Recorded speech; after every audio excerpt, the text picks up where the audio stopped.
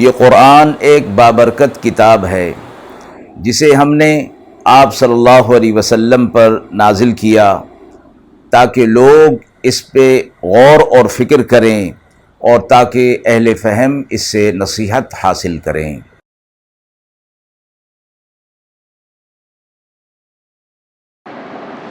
بسم اللہ الرحمن الرحیم۔ السلام علیکم ورحمۃ اللہ وبرکاتہ۔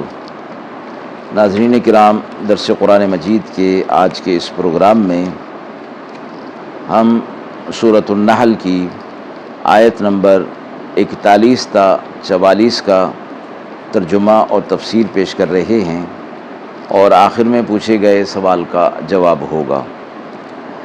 اعوذ باللہ من الشیطان الرجیم، بسم اللہ الرحمن الرحیم۔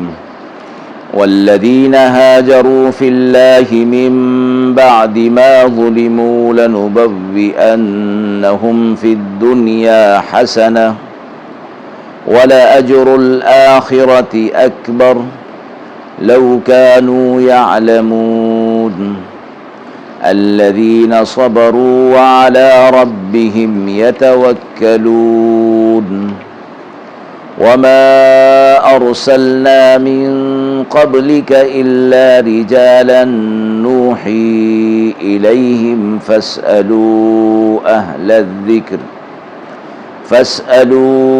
أهل الذكر إن كنتم لا تعلمون بالبينات والزبر وأنزلنا إليك الذكر لتبين للناس ما نزل إليهم ولعلهم يتفكرون۔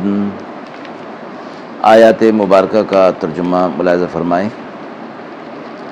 اور جنہوں نے ہجرت کی اللہ کے لیے بعد اس کے کہ ظلم بھی اٹھایا، بے شک ہم ان کو ٹھکانہ دیں گے، دنیا میں بھی اچھا ٹھکانہ دیں گے، اور آخرت کا ثواب تو بہت بڑا ہے اگر انہیں معلوم ہوتا۔ جو ثابت قدم رہے اور اپنے رب پر انہوں نے بھروسہ کیا۔ اور آپ سے پہلے بھی ہم نے مرد بھیجے تھے کہ ہم نے ان پر وحی نازل کی اپنی طرف سے، سو اہل علم سے پوچھ لو اگر تمہیں معلوم نہیں۔ ہم نے ان کو اپنی نشانیاں دے کر بھیجا تھا اور ہم نے آپ پر ہدایت نازل کی تاکہ آپ کھول کر لوگوں کے سامنے بیان کر دیں وہ چیز جو ان کے لیے نازل ہوئی تاکہ وہ غور اور فکر کریں۔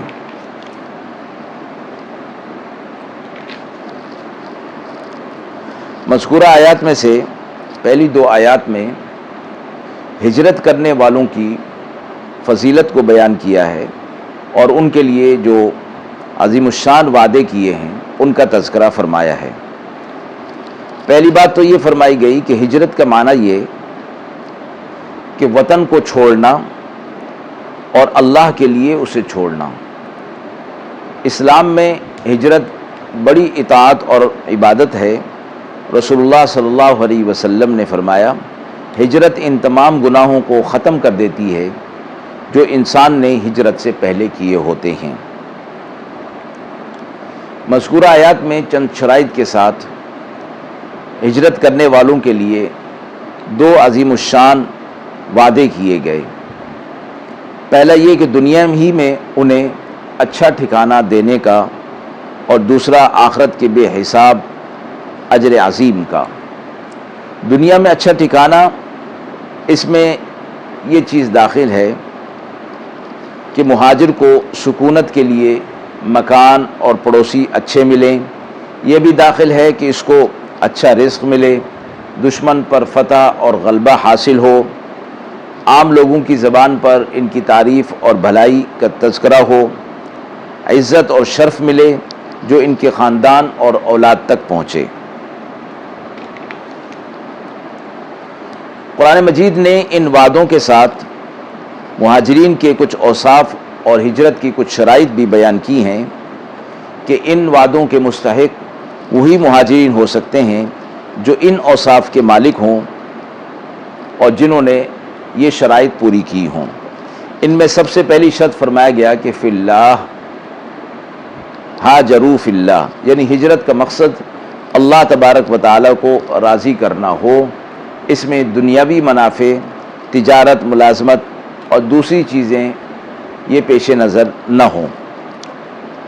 دوسری شرط ان مہاجرین کا مظلوم ہونا ہے، جو آیت کے من بعد ما ظلموا سے ظاہر ہو رہا ہے۔ تیسرا وصف فرمایا گیا کہ ابتدائی تکالیف اور مصائب پر صبر کرنا اور ثابت قدم رہنا ہے۔ اور چوتھا وصف فرمایا گیا کہ تمام مادی تدبیروں کا اہتمام کرتے ہوئے بھی بھروسہ صرف اللہ کی ذات پر رکھنا ہے کہ فتح اور نصرت اور ہر کامیابی صرف اسی کے ہاتھ میں ہے۔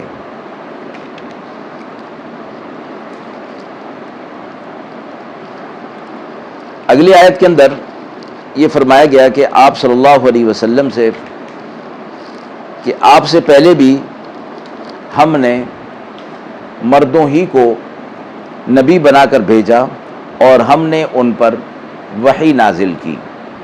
تو فرمایا مخاطبین کو اگر تمہیں یہ بات معلوم نہ ہو تو اہل علم جو تمہارے درمیان ہیں، یعنی یہود و نصارہ کے جو علماء ہیں، ان سے یہ پوچھا جا سکتا ہے۔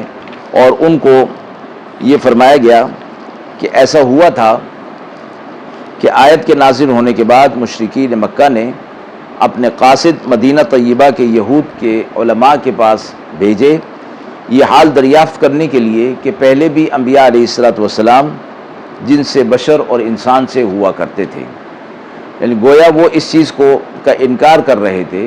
تو اللہ رب العزت نے یہ واضح فرما دیا کہ تمہارے ہی درمیان جو اہل علم ہیں ان سے پوچھ لو کہ اللہ رب العزت کی طرف سے جو پہلے انبیاء علیہ الصلوۃ والسلام بھیجے گئے وہ بھی بشر اور انسان ہی ہوا کرتے تھے، اور اللہ نے انہیں نشانیاں دے کر بھیجا تھا۔ اس سے مراد معجزات بھی ہیں، اور جو ان پر وحی نازل ہوتی تھی یا ان کے اوپر جو صحائف نازل ہوتے تھے وہ بھی آیات اور نشانیاں ہیں۔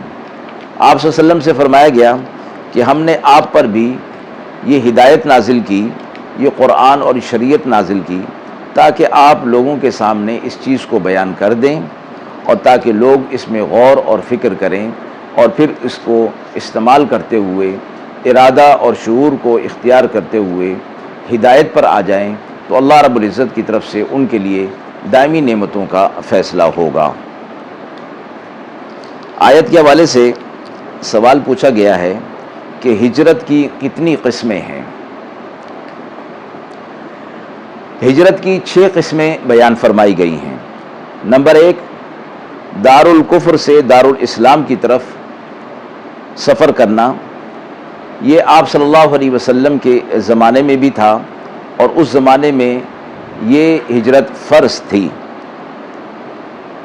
اور جو صورتیں اس وقت تھیں، جو حالات تھے، اگر کسی زمانے میں کسی مقام پر وہ صورتیں پیدا ہو جائیں تو پھر ہجرت کرنا فرض ہو جاتا ہے، بشرطِ استطاعت اور قدرت موجود ہو۔ دوسری ہجرت کی قسم دار البدعات سے نکل جانا۔ کسی مسلمان کے لیے اس مقام میں قیام کرنا حلال نہیں جس میں سلف صالحین پر سب و شتم کیا جاتا ہو،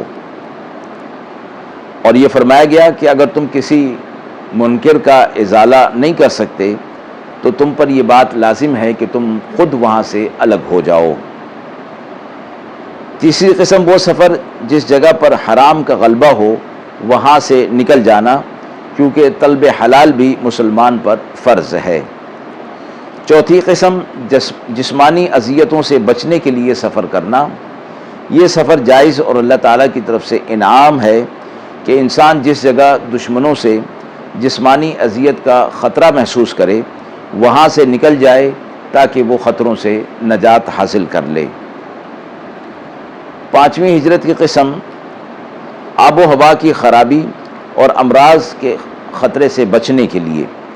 شریعت اسلام نے اس کی بھی اجازت دی ہے، جیسے رسول اللہ صلی اللہ علیہ وسلم نے کچھ چرواہوں کو مدینے سے باہر جنگل میں قیام کرنے کا ارشاد فرمایا، کیونکہ شہری آب و ہوا ان کے مزاج کے موافق نہ تھی۔ چھٹی قسم فرمایا اپنے مال کی حفاظت کے لیے۔ جب کوئی شخص کسی مقام پر چوروں ڈاکوں کے نرغے میں ہو یا ان کا خطرہ وہ محسوس کرتا ہو تو وہاں سے وہ منتقل ہو جائے۔ شریعت اسلامیہ اسے اس بات کی اجازت دیتی ہے کہ اپنی جان، مال، عزت اور آبرو کی حفاظت کرے، کیونکہ مسلمان کے لیے یہ اختیار کرنا، اپنی جان، مال کی عزت و آبرو کا احترام کرنا بھی فرض کے اندر شامل ہے۔ وآخر دعوانا ان الحمد للہ رب العالمین۔